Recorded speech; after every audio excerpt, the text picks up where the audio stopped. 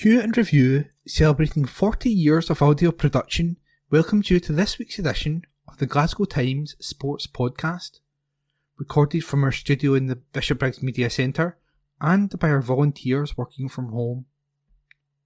Keep up to date with Q and Review news via our Facebook, X, formerly known as Twitter, or Instagram at Q and Review. That's @CUEANDREVIEW,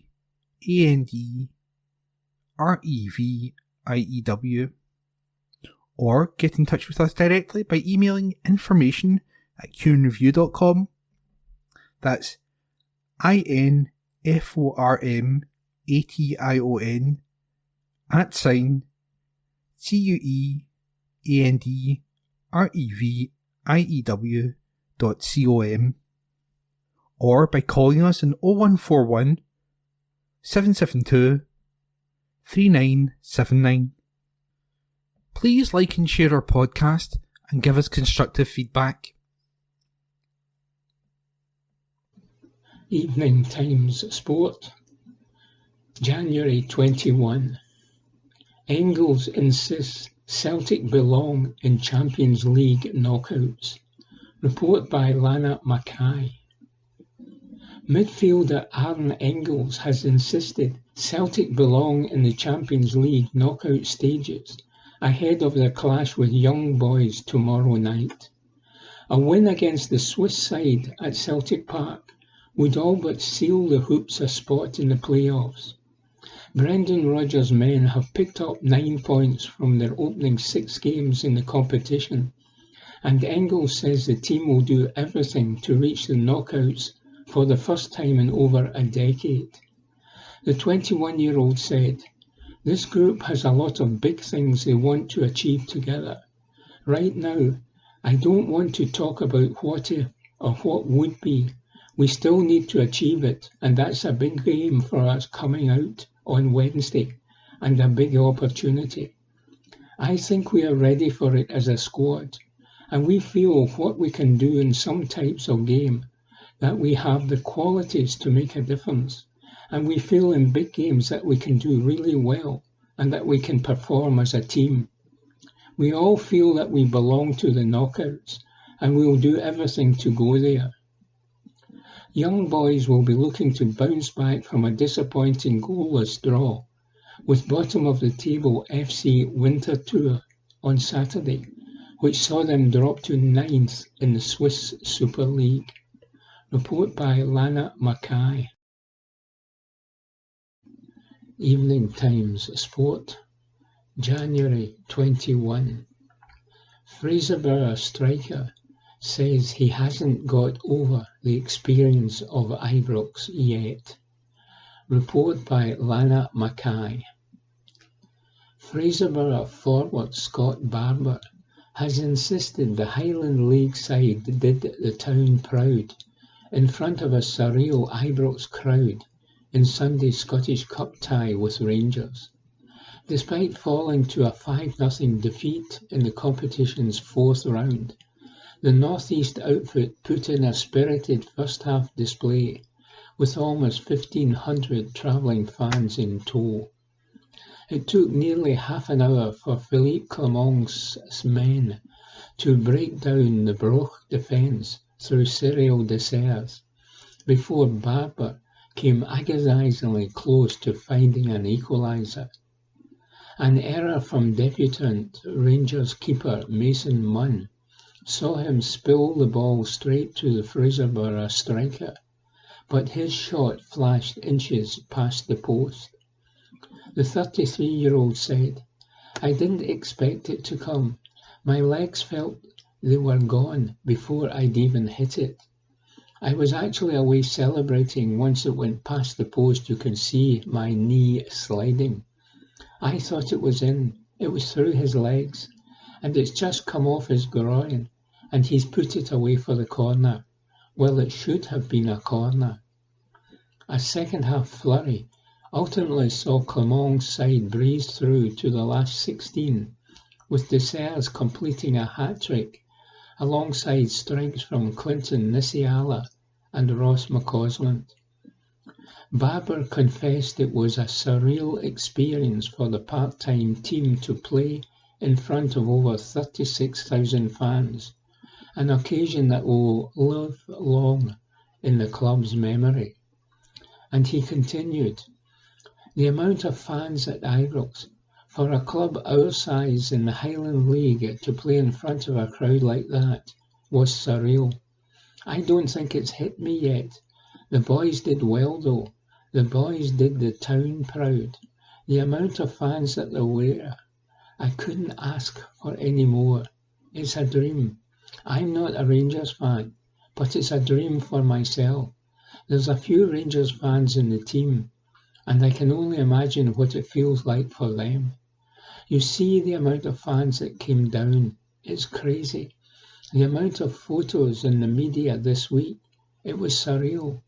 I don't think it's hit everybody until after the day." Report by Lana Mackay. Evening Times Sport, January 21. Motherwell reject Lennon-Miller bid. Report by Robbie Hanratty. Motherwell midfielder Lennon-Miller may still be sidelined through injury, but that has not put off any potential transfer suitors. It is reported by Sky Sports that the 18-year-old has been subject to a £2.5 million bid from Serie A side Udinese, although Motherwell have turned down the initial offer. Miller has already made 63 appearances for the Fir Park club, and even deputised as captain in Paul McGinn's absence earlier this season. Several young Scots have made the switch over to Italy in recent years, with the likes of Lewis Ferguson, Josh Doig and Billy Gilmour all reaping the benefits. Will that prospect be something that Miller sees as the ideal next step? It could well be, but Motherwell want their valuation met first, and it is suggested it could eclipse the £3.5 million they received from Celtic for David Turnbull in 2020. Motherwell have won only one of their last 5 matches since the Scotland under-21 star was injured against Rangers on December 29, emphasising his importance to Stuart Kettlewell's team. Report by Robbie Hanratty. Evening Times Sport, January 21. Scotland complete 2025 fixture card. Report by Josh McCafferty. Scotland will play a pair of friendly matches in June against Iceland and Liechtenstein. The end-of-season international break fixture card was previously blank, with Steve Clarke's side not due to begin their 2026 World Cup qualification campaign until September. The SFA have therefore confirmed 2 summer friendlies, the first of which is due to take place on Friday, June 6 at 7:45 p.m. against Iceland at Hampden. The Dark Blues will then travel to face Liechtenstein, with a kick-off time to be decided on Monday, June 9. Scotland's full 2025 fixture card has now been confirmed, with a Nations League A relegation playoff against Greece first on the agenda in March. The team then play out their friendly double-header before beginning their journey to the USA, Mexico and Canada, with qualifiers against Belarus, Greece again, and either Portugal or Denmark. Tickets for all of the home matches will go on sale to Scotland Supporters Club members on February 4, as Clarke's men gear up for a mammoth year. The national team ended 2024 on a high, with a late win in Poland, and will look to get off to the perfect start this year as they take on the Greeks next month. Report by Josh McCafferty. Evening Times Sport, January 21. Former Rangers striker warns young boys about Celtic Park atmosphere. Report by Mark Walker. Former Rangers star Cedric Itten has warned his young boys' teammates not to lose an early goal because Celtic Park would be on fire. The 28-year-old Swiss international will return to Glasgow for the UEFA Champions League showdown after spending 2 years at Ibrox. His appearances at Rangers were limited, and he made only 8 league starts, and was even farmed off on loan to German side Greuther Fürth in his second season. He still managed 9 goals for Rangers, including 2 in Europe against Lech Poznan and Royal Antwerp, before leaving in 2022 to young boys. Itten experienced the Old Firm showdown twice and has warned his colleagues what to expect with Celtic on the brink of reaching the next stage of the Champions League. He said, "The place will be full of 60,000 fans, and they are loud, very loud. They stand up and join in with every action. You have to fight back at the beginning and not let in a goal in the first 15 minutes. That would be the worst thing that could happen. The stadium would be on fire. I will tell my teammates that. Celtic are really strong. I still follow the Scottish League, especially the Old Firm derbies. Celtic are way ahead. They will throw everything into it and play at full throttle." Itten has likened Parkhead to another famous fortress of European football, Galatasaray's Ali Sami Yen. But he has good memories of that because young boys beat the Turks 1-0 in August. Said Itten, "We did really well there. The noise levels are similar to Celtic's ground. You will probably hear our fans sporadically because they are not continually booed as the Galatasaray fans did. Fair play is a completely different place in Scotland, but it's not nice to know that we're last and don't have a point yet. We definitely want to score points in the last 2 games." Report by Mark Walker. Evening Times Sport, January 22. Celtic extend keeper contract. Report by Robbie Hanratty. Celtic have triggered the extension on Kasper Schmeichel's contract. Schmeichel has committed his future to the Scottish Premiership club in a deal that will keep him at Parkhead until the summer of 2026. Since his arrival in the summer of 2024, Schmeichel has established himself as a vital asset for the team, stepping up after Joe Hart's retirement. The former Leicester City goalkeeper has produced top performances that have contributed immensely to Celtic's ambitions, both in domestic competitions and European tournaments this season, and he has played every single minute under manager Brendan Rodgers so far. The experienced Danish shot-stopper said, "I am really happy to extend my contract with the club. I have had a great welcome and have loved every minute so far at Celtic, and I am really looking forward to the next period at such a great football club. We have already enjoyed success this season, and everyone at the club is focused on delivering more. It has been great to be working again with the gaffer and to be part of such a brilliant dressing room, and I wanted to be a part of this going forward.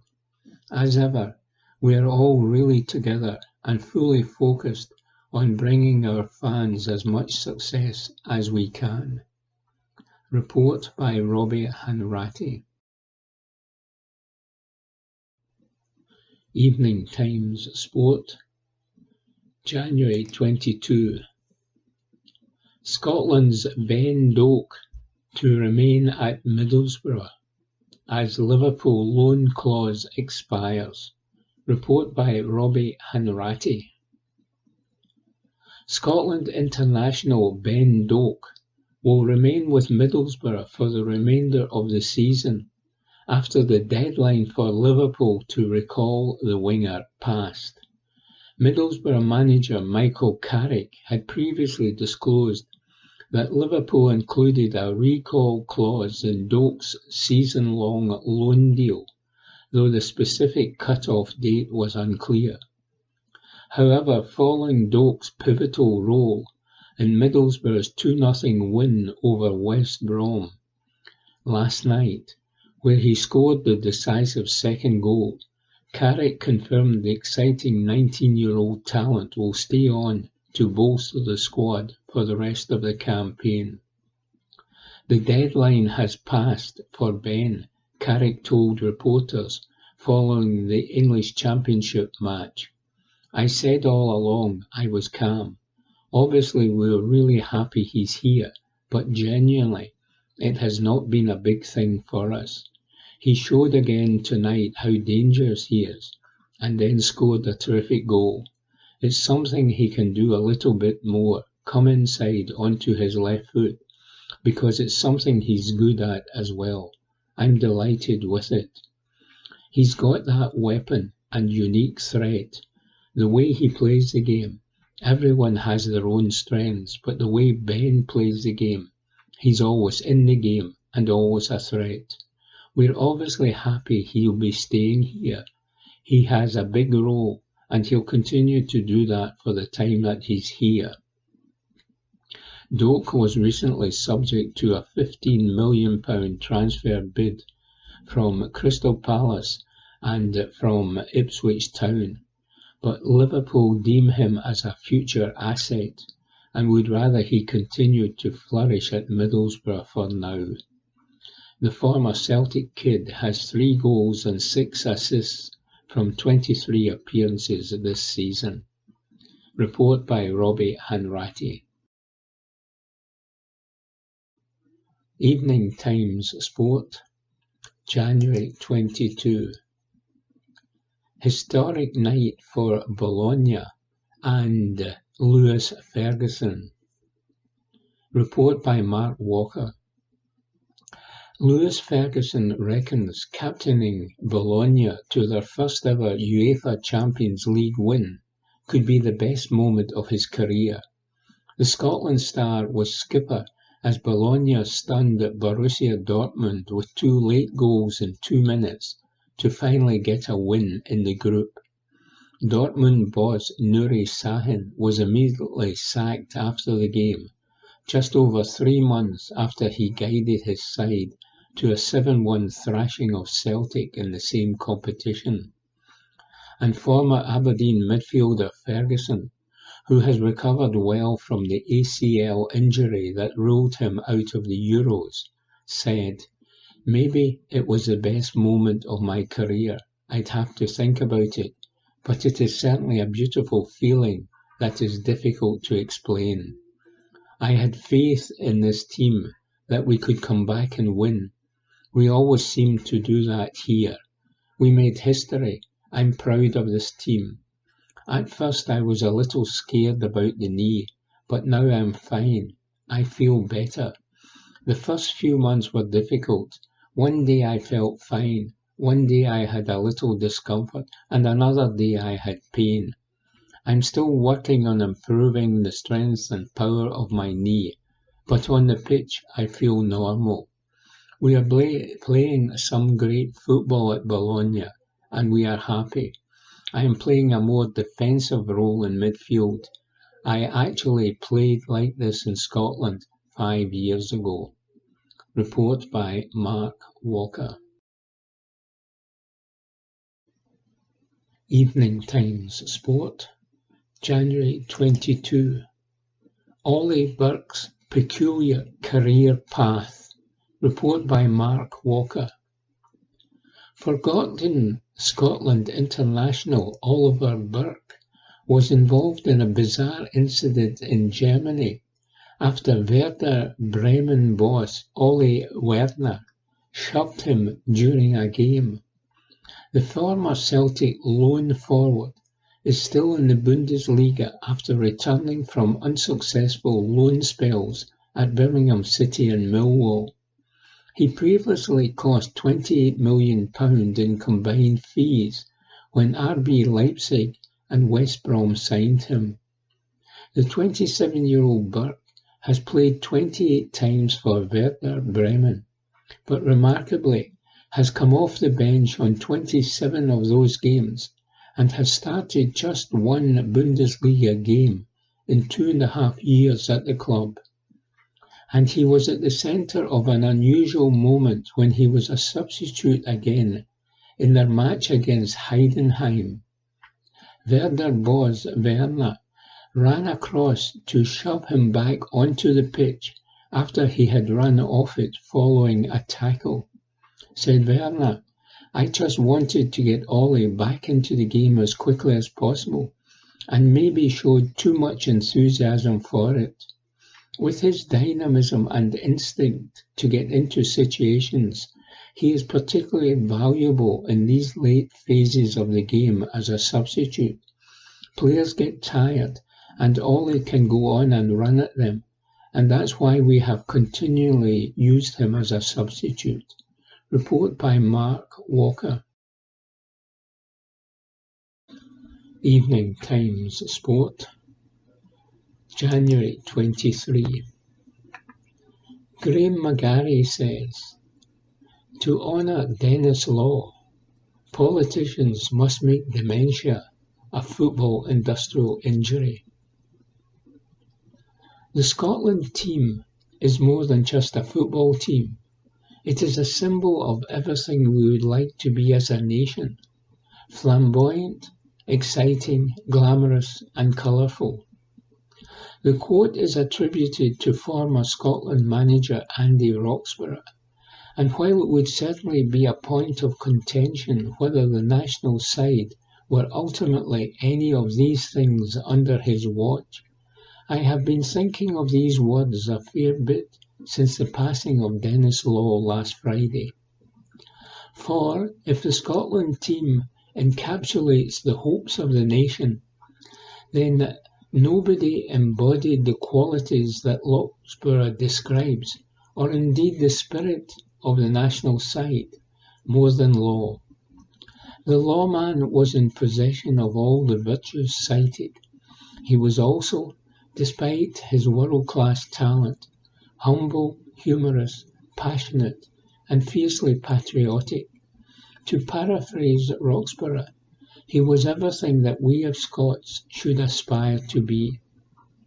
His passing is devastating for his family, first and foremost, of course, with the tragedy of his final years sadly an all too common tale among footballers of his generation, as vascular dementia wrought its terrible toll.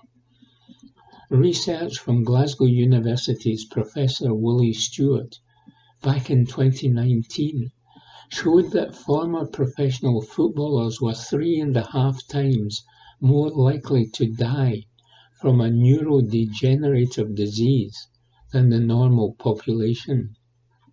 Slowly, there has been a recognition from government and footballing authorities in the intervening period that more needs to be done to support these heroes of yesteryear, and it would at least be something if Law's tragic end highlighted that need and moved that conversation on further.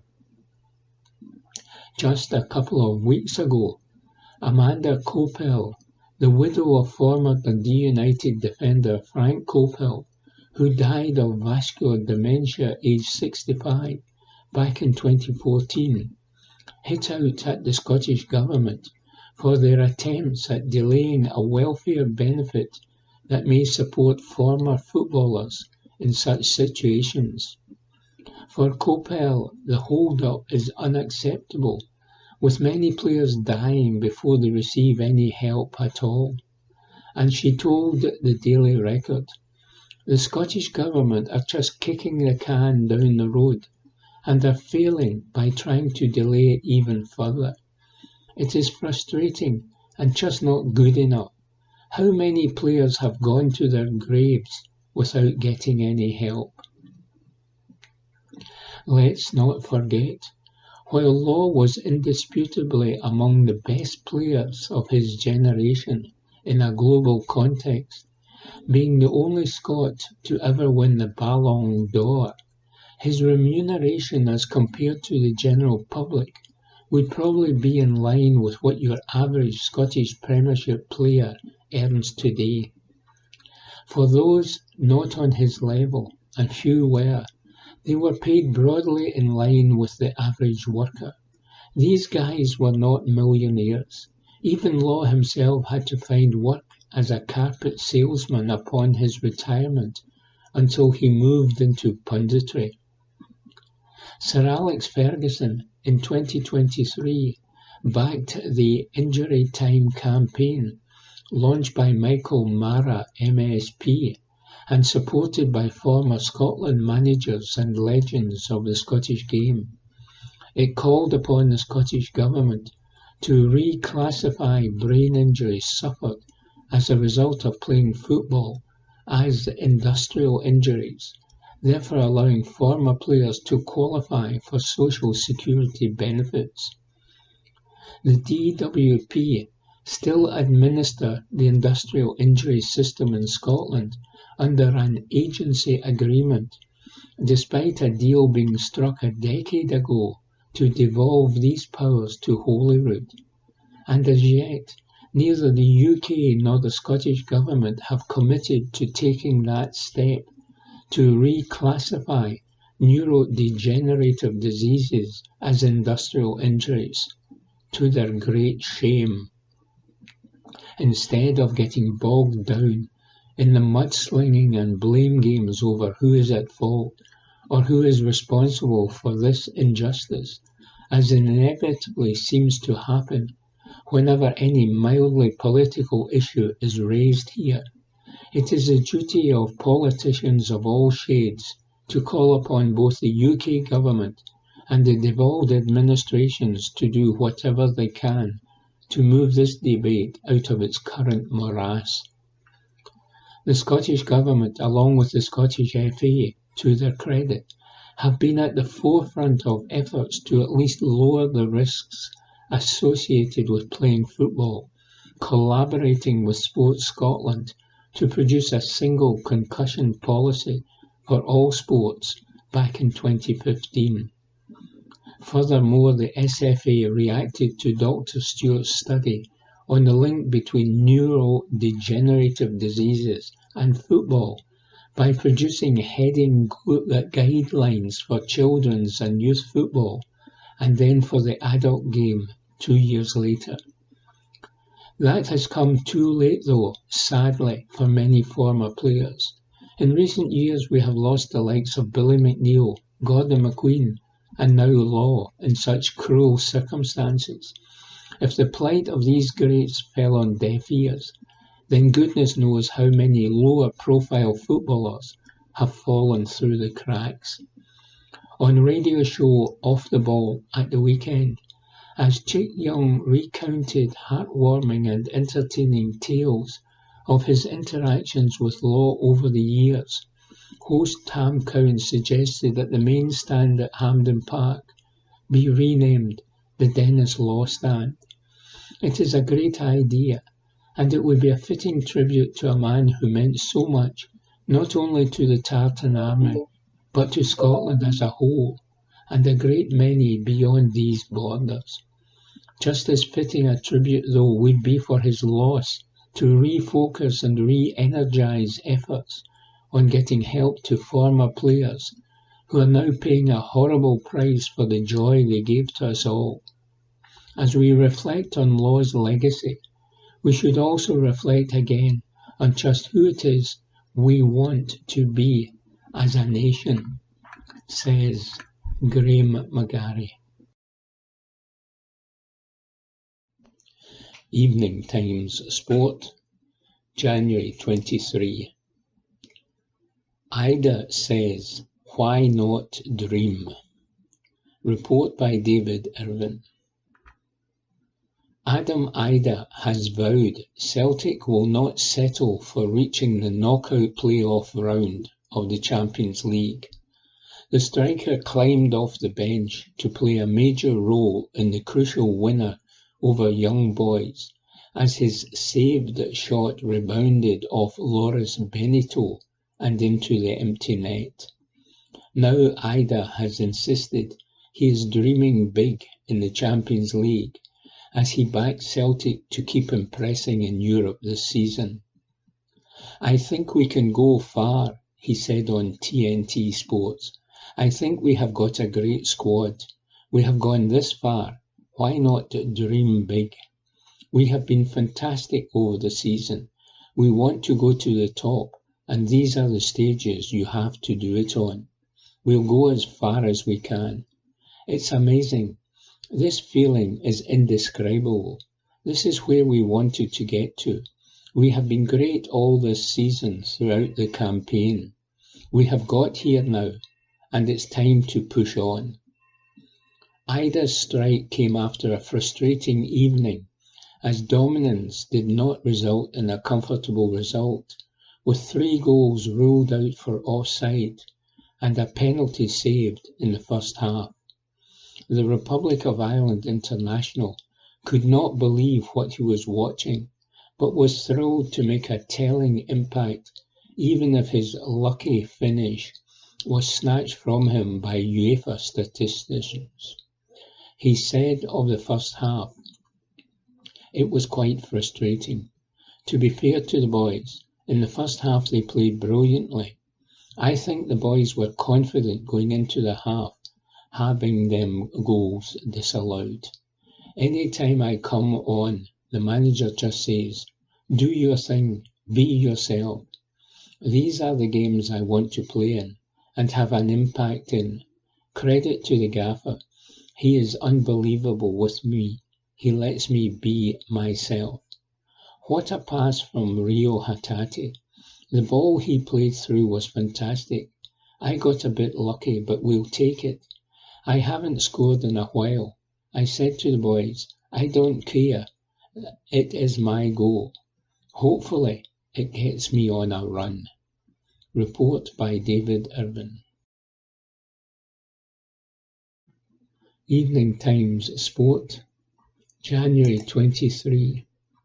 Police granted CCTV permission for Old Firm match. Report by Gabriel Mackay. Officers from Police Scotland were given special permission to monitor Glasgow's CCTV ahead of the Rangers vs Celtic derby earlier this month, in order to avoid a repeat of the street violence seen late last year. Disorder between the two sets of fans ahead of the League Cup final in December was condemned by First Minister John Swinney and Glasgow City Council leader Susan Aiken. But as reported, the Scottish Police Federation argued it could have been prevented if CCTV cameras had been manned.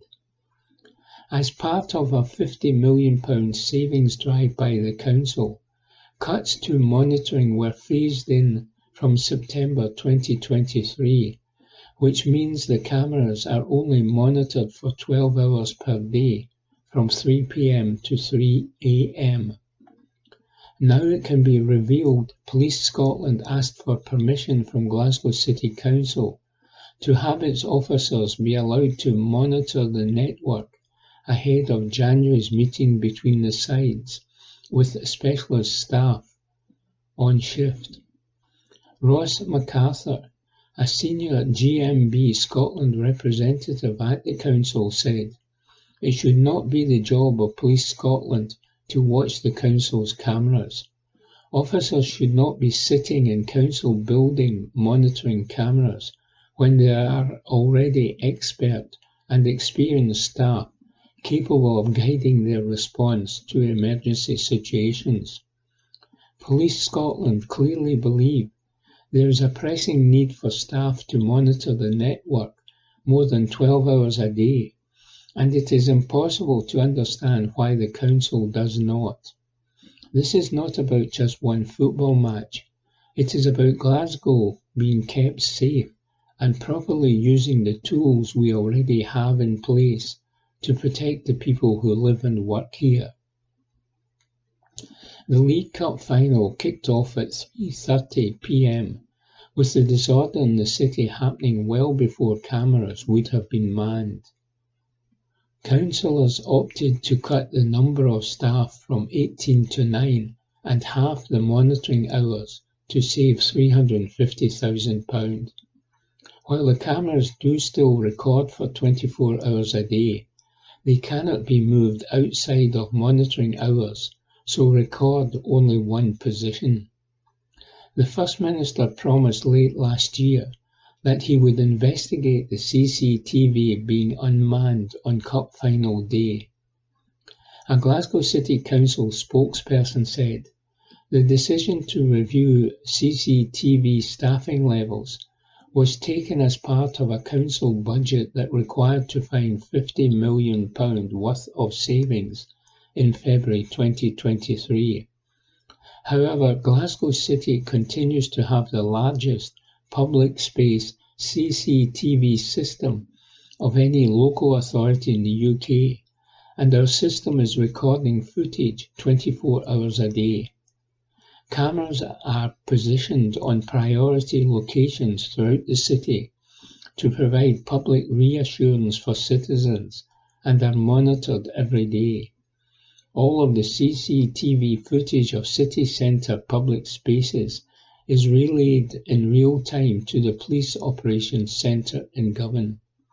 Police Scotland have a presence within our CCTV Operations Centre 24/7 and are able to react accordingly during instances of serious public disorder or where there are serious public safety concerns. Report by Gabriel Mackay. Evening Times Sport, January 23. Rangers fans warned as trains cancelled amid storm travel chaos. Report by Robin Hanratty. Rangers fans planning to attend the Europa League match against Manchester United in Manchester this evening face significant travel disruptions due to Storm Ian.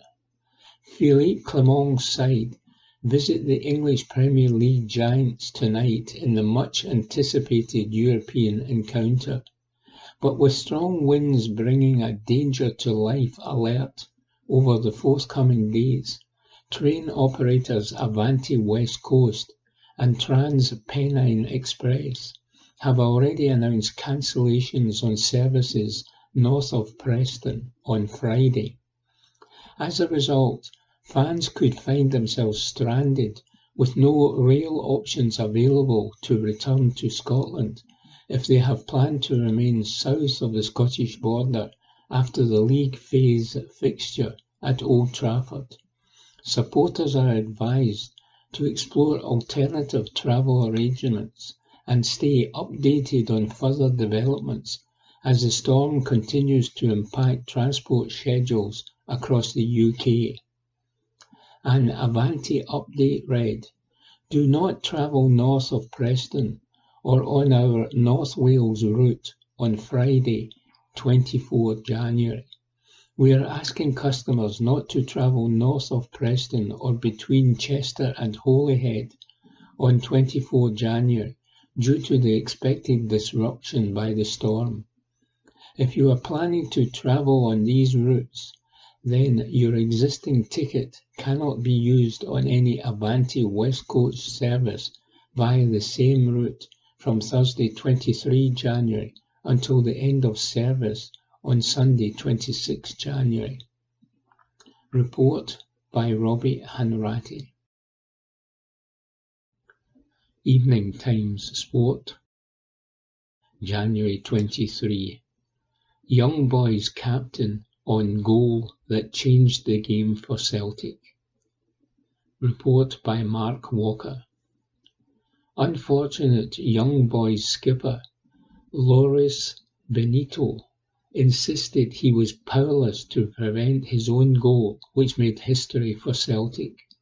The Hoops made it through to the next stage of the new-look UEFA Champions League after Benito's unlucky last-gasp own goal, after keeper Marvin Keller had saved Adam Ida's shot. And Benito admitted there was nothing he could do. As he said, "It was an incredible moment of misfortune, and I felt so sorry for the rest of my teammates who had worked so hard. I would have liked for it to happen differently, but it was impossible, because I was running back at full speed when the ball hit me. It was just one of those things in football."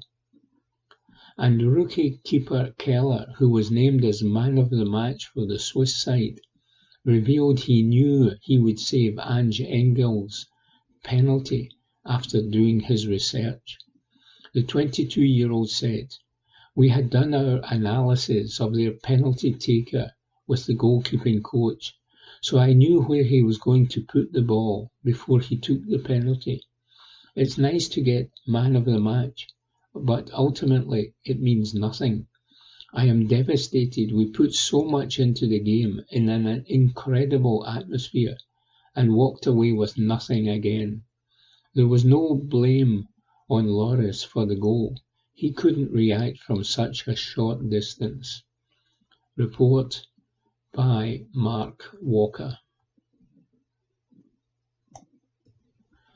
Evening Times Sport, January 24. Rodgers provides Jota and Kyogo Celtic transfer update.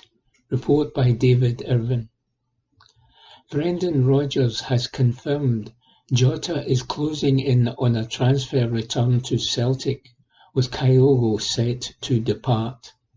The Japanese forward informed Celtic chiefs of his desire to leave the club a few months ago, and is now expected to finalise a move to League One club Rennes.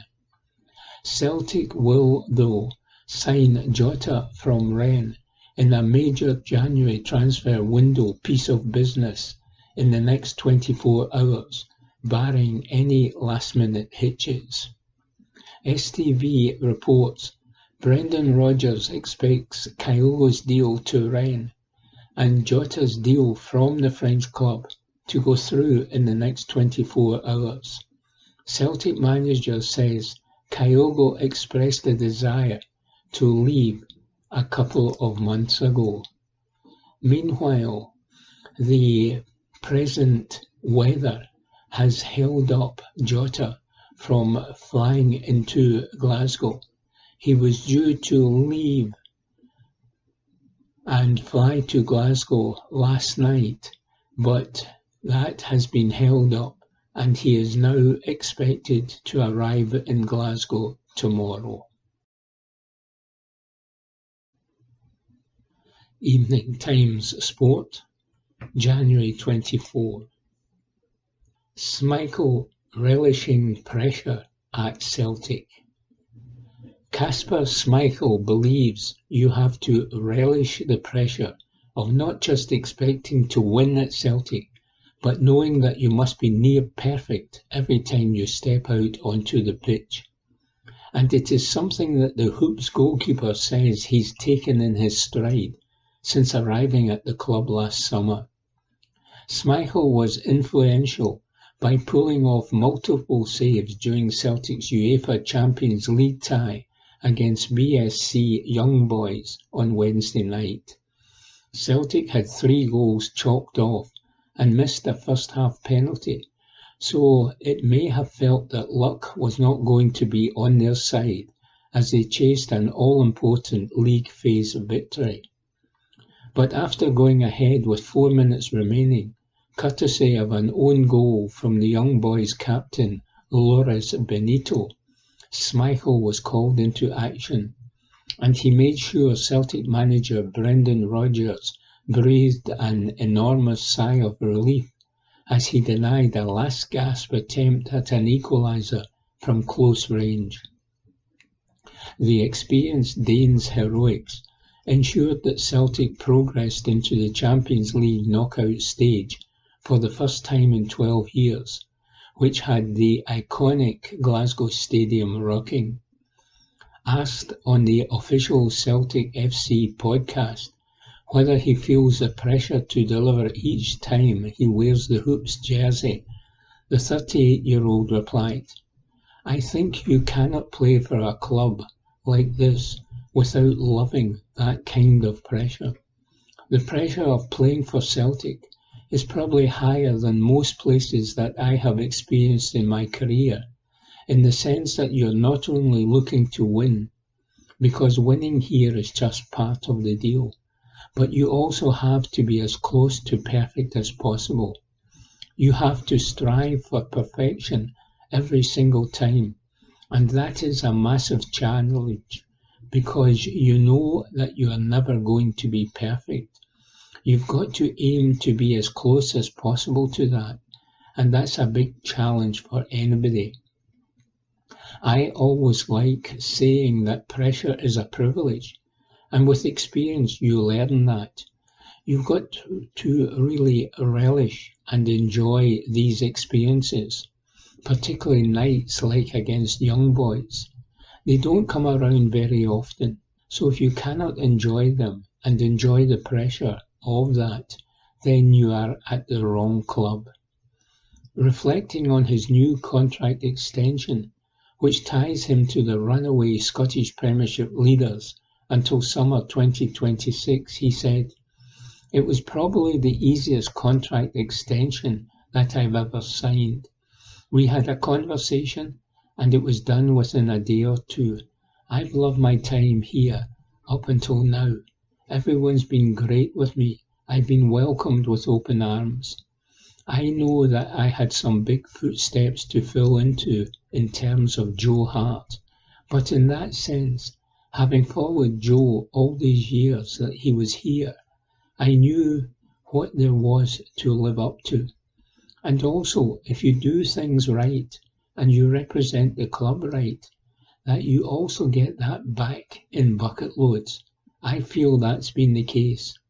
So the decision to stay was very, very easy. In terms of being in football for many years, you know Celtic, and having played here for a different team many years ago, you know the size of the club. So for me, I've always said, when you get to a certain stage in your life and your career, you understand that opportunities to play for clubs of this stature and this size do not come around very often. So to have that opportunity to represent a club like this is the kind of thing that you've just got to grab with both hands when that chance comes. It's definitely not something that I take for granted. I understand the responsibility that it is to wear that shirt and walk across the legends of this club. It's a big, big honour and something that I'm proud of. Report by Robbie Hanratty. Evening Times Sport, January 24. Clement on Rangers injury problems. Report by Ewan Payton. Philippe Clement has addressed the club's injury situation after 3 of his Rangers players had to come off during last night's Europa League clash against Manchester United. Both Connor Barron and Leon Balogun were withdrawn at half-time after sustaining respective knocks towards the break. And in a further blow to the Scottish Premiership side, with so many key figures already on the sidelines, Václav Černý went down at 58 minutes, which signalled the end of his match. Youngster Ross McCausland, Bailey Rice and Finlay Curtis were all brought on in their places in what was some sort of bright point on the night for Rangers. While Clement addressed the mounting injury crisis at Ibrox, he had no timescales over when tonight's trio could possibly return to the fold, nor how long they could be out for. The Belgian told the media, "The team wanted to do something special here, and for sure they were close to doing that. In the circumstances, with all the injuries and players that we missed, I'm very proud of what the team showed and their mentality. We missed 8 players who could have been in our starting 11, so that's a lot. Then we had to make 2 changes at half-time, and we put players out of position also. It's a group who want to work and stick to the plan and do everything for the colours of the club. I cannot ask more than what they gave." Report by Ewan Payton. Evening Times Sport, January 24. Man United star shoves Rangers staff member. Report by David Irvin.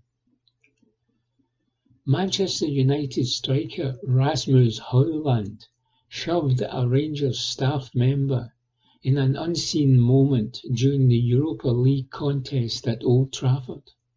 The United number 9 was caught on camera pushing a Rangers staffer to the side during celebrations after Bruno Fernandes lashed home a winner in Manchester. The hosts had gone ahead in the league phase match through a Jack Butland own goal as the keeper badly misjudged the flight of the ball and punched it into his own net. Philippe Clement's side stayed in the game though, and were rewarded as Cyril Dessers found the net with a ridiculous finish as he overpowered Harry Maguire, then took a touch on the spin before narrowing into the bottom corner. Parity would only be restored for 5 minutes, however, with Fernandes firing home from a Lisandro Martinez cross to ensure Manchester United took all 3 points. The United captain then reached to celebrate with supporters inside the stadium, where he and a Rangers member of staff bumped into each other. Rangers assistant kitman David McGregor had been heading for the tunnel after Fernandes scored, but ended up colliding with the midfielder as he looked to walk past celebrations. The Portugal international did not look pleased over the coming together as he stared down McGregor. Højlund then raised his arm to shove McGregor back from the jubilant United celebrations. The striker shoved McGregor and then waved his arm in his direction in frustration over the incident. The Rangers staff member did not react as he simply then walked round Fernandes and the other United players to head up the tunnel. Report by David Irvin. Evening Times Sport, January 24. Manchester United took strictest measures to prevent Rangers' home-end sales. Report by Robbie Hanratty.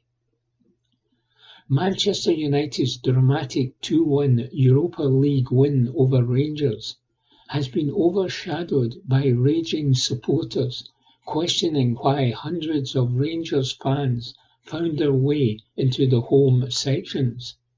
And it is not the first time that has happened on a European night at Old Trafford, with over 2,000 Galatasaray supporters infiltrating the United stands during a UEFA Champions League tie in October 2013. Samuel Luckhurst, chief sports editor at the Manchester Evening News, shared that it kicked off at every angle immediately after Rangers scored, and there's several videos circulating on social media showcasing brawls between punters.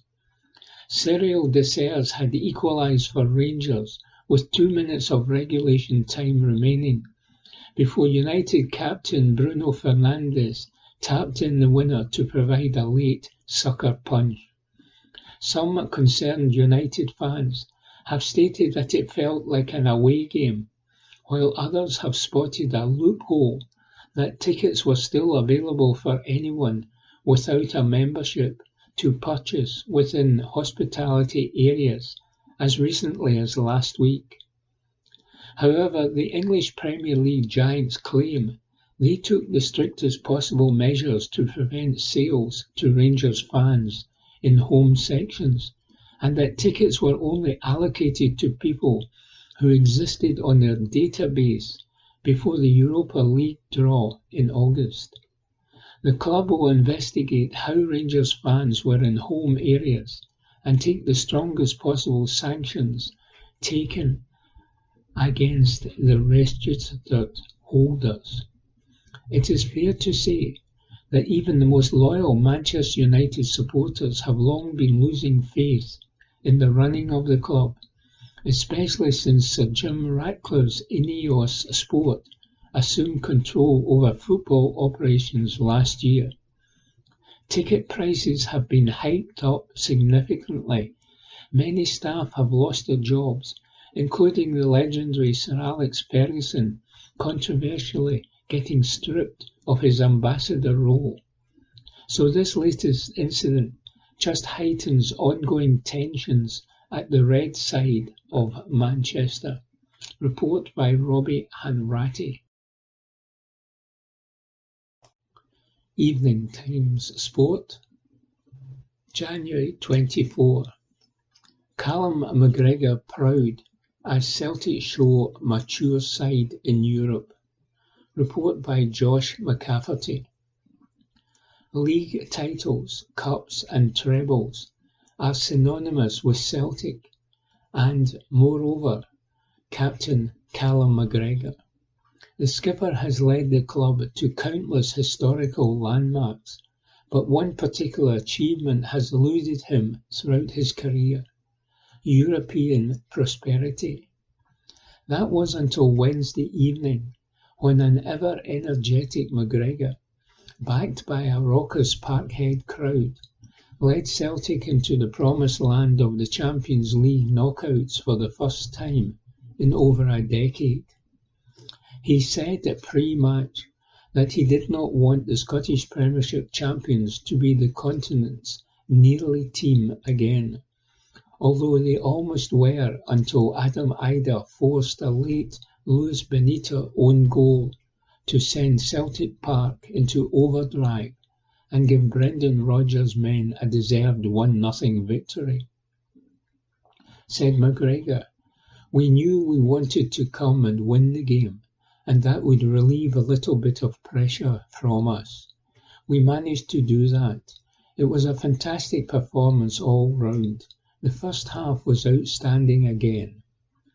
We probably should have been a couple ahead, but in the second half, the game changes a little bit, and you've got to stay in the game and wait on the momentum changing. That's what this team has been really good at, especially in European football, being really mature against the ball. You cannot be 100 miles per hour all the time. I'm really delighted with the team and the way that they showed to get back into the game and go and finish strongly and get the winner." It was a frantic opening 45 minutes in Glasgow's East End, with Kyogo Furuhashi netting a hat-trick of disallowed goals. The tension then came to a crashing crescendo when Aaron Engels' tame spot kick was comfortably saved. Late on though, a masterful Rio Hatate pass combined with a rather fortunate ricochet saw Celtic take all 3 points, and McGregor continued, "It's such small margins, especially in European football. It's talking millimetres, being onside, offside. The penalty can maybe deflate the team or the stadium. The response to that was actually really good. Like I said, the team are playing with really good maturity again at this level." Safely into the knockout stages, Celtic face a Battle of Britain against Aston Villa in Birmingham next Wednesday. Although it might be seen as somewhat of a free hit in the eyes of supporters, McGregor expectedly wants his team to grab the bull by the horns. And he continued, "It's been fantastic so far. Let's go and finish strongly and see what we can do. We're looking up the table. There's an outside chance of maybe qualifying in the top 8. That's got to be a big incentive for us as well. If we can miss those 2 games out, the team feels good about it, and we're looking forward to the game." Celtic have now trebled the number of points they racked up in the Champions League last season, albeit having played an extra game. Signs of progress have been clear as this European adventure has gone on, in the eyes of a bullish McGregor, who said, "We've been really good in games. We've actually been probably the dominant team in most of the games, especially here at Celtic Park. There's been a real progression since the first game. We've got nothing to fear. We're a team with a good side at this level. The profile of the team is brilliant. We've got goals we can defend. Let's go next week in full confidence and see what we can do." Only 3 Celtic captains had led the side beyond the initial stage of European football's Premier Club competitions before Wednesday. McGregor is now part of an exclusive club, but refuses to shine the light on himself when he said, "Listen, first and foremost, the players should be so proud of themselves because it's very, very tough to do. The gap is getting bigger and bigger and bigger every year financially. We've got to be at our maximum level. We've pretty much been there. We've got what we deserve. If we didn't qualify now after the performances, that would have been a real sickener for us. We are glad that we've got what we deserve." Copious positive emotions filled the Parkhead air as referee Rohit Saghi called time on Wednesday's encounter. Yet when Celtic fans filtered out of Glasgow's East End and back to their respective homes, their moods would have taken a noticeable dent with news that star striker Furuhashi was set to sign for French side Rennes. The Japanese frontman had played his last game in green and white and travelled to Brittany on Thursday to complete a £10 million switch. Having given Celtic countless goals, memories, and most importantly trophies throughout his 3.5-year spell at the club, Furuhashi leaves as a contemporary phenomenon about whom numerous tales will be told to future generations. Said McGregor, "He's a modern-day legend, definitely. He has been so important for the team. Whatever the case is, I know the club will have done everything they can to keep him. He's been outstanding, coming from the other side of the world, and the impact he's made has been fantastic."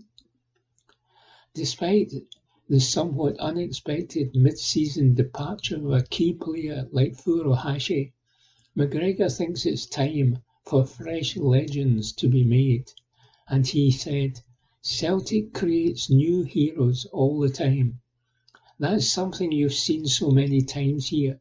When one guy leaves, you think, how are we going to replace him? And then 2 weeks later, he's completely forgotten about, and someone else comes in." Rodgers and his recruitment team will have to get their thinking caps on as they seek to replace arguably the best Celtic striker since Henrik Larsson, reports Josh McCafferty. Evening Times Sport, January 24. Igaman earns rave review from former AC Milan defender. Report by Mark Walker. Former AC Milan and France defender Adil Rami has tipped Rangers striker Hamza Egeman as a star of the future after he insisted he has been impressed by his displays. Egeman played for Rangers in their last gasp Europa League 2-1 defeat at Old Trafford to Manchester United. He has quickly established himself as Rangers' main striker this season after displacing Cyril Dessert, and has scored 9 Scottish Premiership goals in just 12 starts for the Ibrox side.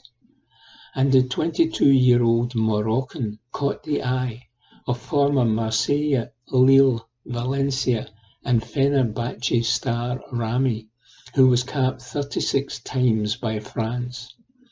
Rami, who holds dual French and Moroccan nationality, said, "A young Moroccan player who has caught my eye this season has been Hamza Egeman at Rangers.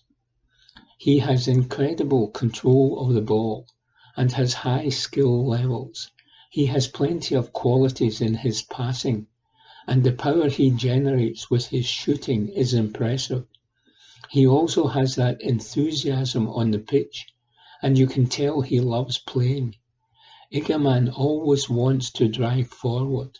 As soon as he receives the ball, he runs towards the defenders and wants to kill everyone with his movement."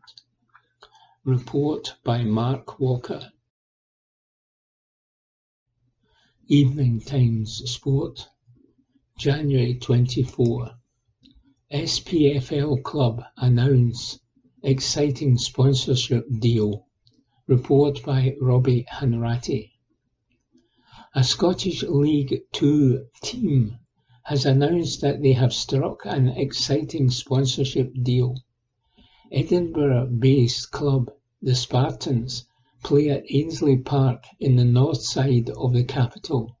Their home stadium can house over 3,500 supporters and often host the women's team, who play in the SWPL 1 and community-based matches also. But now, as of today, the ground will officially be called the Van Lock Community Stadium at the Spartans Football Club. Davy McCulloch, CEO at the Spartans Foundation, commented, "On behalf of everyone at the Spartans Community Foundation, we are thrilled to express our heartfelt thanks to Van Lock for their generous support as the sponsor of the Van Lock Community Stadium.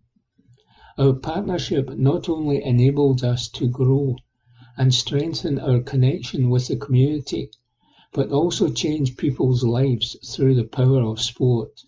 Together we look forward to creating unforgettable moments and a bright future by creating a social village that people from across North Edinburgh and beyond can access."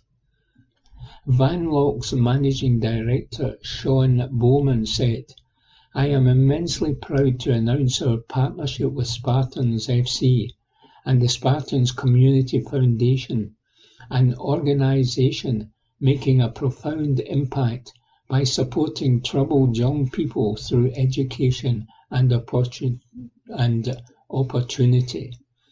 At Van Lock, we believe in creating pathways for brighter futures, which is why we are thrilled to sponsor Spartans and fund the upskilling of these incredible young individuals. By combining the power of football and education, we aim to help these young people unlock their potential and step confidently into meaningful roles with our customers. Together, we are not just building careers, we are transforming lives." Report by Robbie Hanratty. Evening Times Sport, January 24. Shock new footage shows Manchester United and Rangers supporters brawling in stands. Report by David Irvin. Shocking new footage has captured brawls between rival supporters in the match between Manchester United and Rangers. Rangers fans had invaded the home end at Old Trafford for the Europa League tie, with videos showing hundreds of supporters within the United allocation. Rangers had been backed by 3,700 fans in the away allocation at Old Trafford, but it appeared fans of the Ibrox club also managed to secure tickets in the home section for the match. United and Rangers fans had clashed in Manchester ahead of the match, with clips on social media showing fights in the streets. Now shocking footage has revealed fights within the stadium and even during the match last night. Short videos appear to show rival fans clashing within the home end of the stadium, both during the 2-1 win for United and at full time.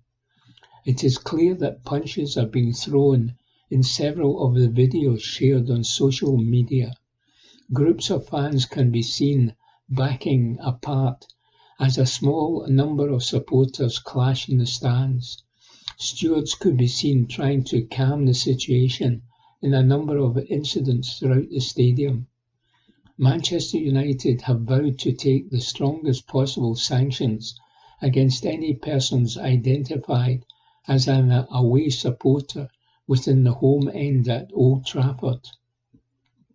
A Manchester United spokesperson said, "In anticipation of the risks around the game, we took the strictest possible measures to prevent sales to away fans in home areas. Tickets were only allocated to people who existed on our database prior to the draw taking place in August. Hospitality tickets had the same restrictions applied. Tickets forwarded by season ticket holders and members also had the same restrictions applied. That means they could only be forwarded to fans on our database prior to the draw." Whilst the unauthorised touting of tickets has become more difficult since our introduction of in-app digital ticketing, it cannot be completely eliminated. All examples of away fans in home areas will be investigated over the coming days, with the strongest possible sanctions taken against the registered holders. Report by David Irvin.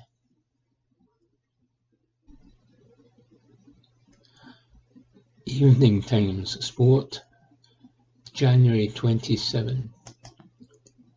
Aston Villa issue strict home end warning to Celtic fans. Aston Villa have released a strict warning to any Celtic fans planning to watch Wednesday Champions League match between the sides in the home end. Brendan Rodgers takes his side to Birmingham, secure of a place in the knockout stages of European football's Premier Club competition, after a 1-0 win over BSC Young Boys in Glasgow's East End last Wednesday. Celtic's game against Dundee on Saturday was postponed, so they travel to Villa Park with a full week of rest. Supporters are set to head for England in their droves, although Aston Villa have today released a strict warning about any travelling fans who plan to sit in the home end. A club statement read, "Aston Villa would like to remind all supporters attending Wednesday's Champions League fixture against Celtic that tickets purchased for home areas via Aston Villa are for Aston Villa supporters only. Tickets are sold for the sole use of the individual named on the ticket, and the club does not permit them to be resold.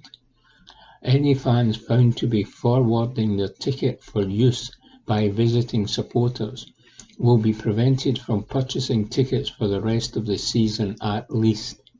For clarity, this also includes the resale of tickets on secondary ticketing platforms who only seek to inflate the face value price.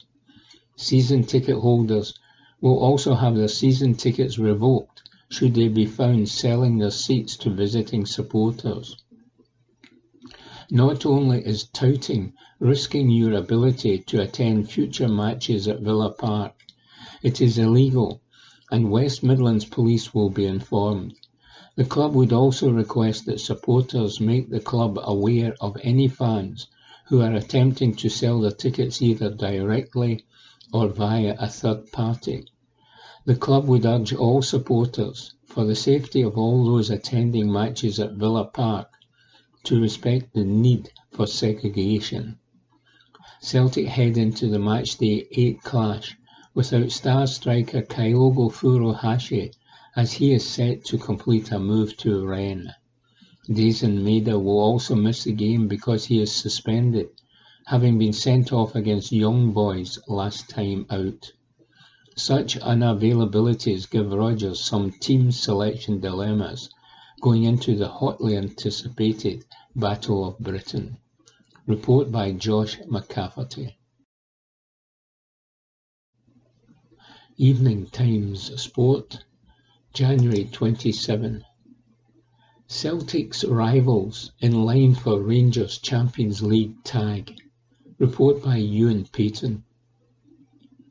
A little over 2 years ago, Rangers picked up the unwanted tag of being the worst ever Champions League team in the group stage. Giovanni Van Bronckhorst's side suffered defeat in each of their 6 matches against Liverpool, Ajax and Napoli. They scored just once, which left them with a dreadful -20 goal difference. However, the horror record could be set to be surpassed by either of Celtic's recent UCL rivals. That's because with one game of the new-look league phases remaining, both Slovan Bratislava and Young Boys sit rooted to the bottom of the table without a single point. The latter, who lost 1-0 at Celtic Park last Wednesday night, currently have a -20 goal difference. The 36th place side play Red Star Belgrade on home soil, where anything less than a draw would see them become the worst side at this stage of the continental tournament. Slovan Bratislava are also on course for 8 straight defeats. They face the unenviable task of taking on Bayern Munich at the Allianz Arena on Wednesday night. They currently have a goal difference of -18, so a doing in Germany could alternatively see the Slovakian side, whom Celtic beat 5-1 in September, take on the unwanted tag. The only caveat to make clear is that Rangers' record was broken when teams played in the old group stage format, where just 6 matches were played. Now in the league phase, teams play 8 times. Report by Ewan Payton. Evening Times Sport, January 27.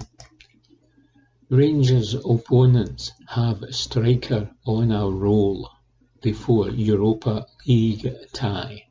Report by Mark Walker. Union San Gilwa's striker, Franjo Ivanovic, admits he is on a roll ahead of their Europa League showdown with Rangers after netting 11 goals in his last 9 games. Rangers welcome the Belgians to Ibrox on Thursday for the final game in the group stages and still have an outside chance of reaching automatic qualification if they win and other results go their way. But they will have to stop in-form Croatian hitman Ivanovic, who netted a double at the weekend as USG won their 4th game in a row. The 22-year-old has scored 17 goals for the season, including 4 in his last 2 Europa League games, and is optimistic about continuing his run in Glasgow. And he said, "It's good that I have scored a lot of goals recently. But the most important thing is the team, and we are very confident at the moment because we are playing well. I think the team is in a good place, and we go into our next game in Scotland against Rangers with optimism. Union boss Sebastian Pocognoli is delighted at the young striker's recent form and continued, "He is in a good place at the moment. He has really kicked on recently and looks like he's going to score in every game.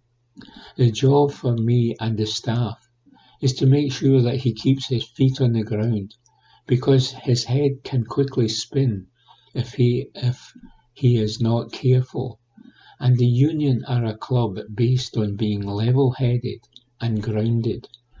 All our games are important at the moment. We absolutely want to achieve our objectives." Report by Mark Walker. Evening Times Sport, January 27. The key IFAB ruling on Rangers' red card. Report by Ewan Payton. The laws of the game Nick Walsh used to conclude about his decision to send off Mohamed Diamond in Rangers' win over Dundee United can be revealed. The referee sparked controversy at Tannadice when he stuck by his original call to flash a red card at the midfielder, despite VAR's advice to review the flashpoint at the pitchside monitor. Diamond reacted by raising his hand in the direction of United's Kevin Holt after the defender pushed him in the dying moments of Rangers' 3-1 victory in Dundee. It is understood Walsh felt that Diamond took a deliberate swing at Holt, with a source at the Scottish FA suggesting the referee felt the contact was not negligible. Under Law 12 of IFAB's rules, the section reads, "In addition, a player who, when not challenging for the ball, deliberately strikes an opponent or any other person on the head or face with a hand or arm is guilty of violent conduct unless the force used was negligible." Philippe Clement commented in his post-match interview, "I saw it back as I knew the question was coming. I totally don't understand it. We're going to appeal it as a club." The VAR was clearly also of that opinion, or otherwise they don't ask the referee to come over to the screen. My opinion is that it is totally not a red card. If that's a red card, then every game there will be 3, 4 or 5 red cards. My player got attacked in that moment when he got pushed. He had a small reaction with his hand, without even touching the opponent. The maximum both could have is yellow. Giving a red card for that, that's incredible. Chris Boyd was also left baffled by the call when speaking in the Sky Sports studio and said, "It is embarrassing. I think sometimes when they go to the monitor, they can be too stubborn. Sometimes they've just got to admit they got it wrong, as Nick Walsh should have. There is no excessive force, there is no brutality, and if I was Rangers, I would have my appeal in right now. I think it's a little bit inconclusive, even if he slaps him." Report by Ewan Payton. Evening Times Sport, January 27. Transfer race to sign forgotten Celt heats up. Report by Ewan Payton. Forgotten man Louis Palma is set to leave Celtic, with another European club showing major interest in the winger. The Honduran's game time has been significantly depleted this season under Brendan Rodgers, and with the imminent return of fans' favourite Jota, that will only become more limited. The 25-year-old joined the Scottish Premiership champions from Aris for £3.5 million in 2023, In Greece, he still has a strong reputation, which is why PAOK are keen to sign the attacker, according to the Scottish Sun. The report states that Olympiacos and Panathinaikos are both showing interest as well, while MLS and English Championship teams keep tabs on the situation. Spanish outfit Rayo Vallecano had a £2.5 million loan-to-buy deal in place earlier this month, but that fell through. It's said that while Rodgers has sympathy for Palma over his frustration at being out of the team, he will not stand in his way should a suitable bid come in. With Palma almost certain to depart, Jota's £9 million transfer from Rennes looks ready to go through in the next 24 hours. Kyogo's move in the opposite direction is facing a delay. Jota will play no part at Villa Park for the final matchday of the Champions League phase. However, he could feature at Fir Park against Motherwell at the weekend.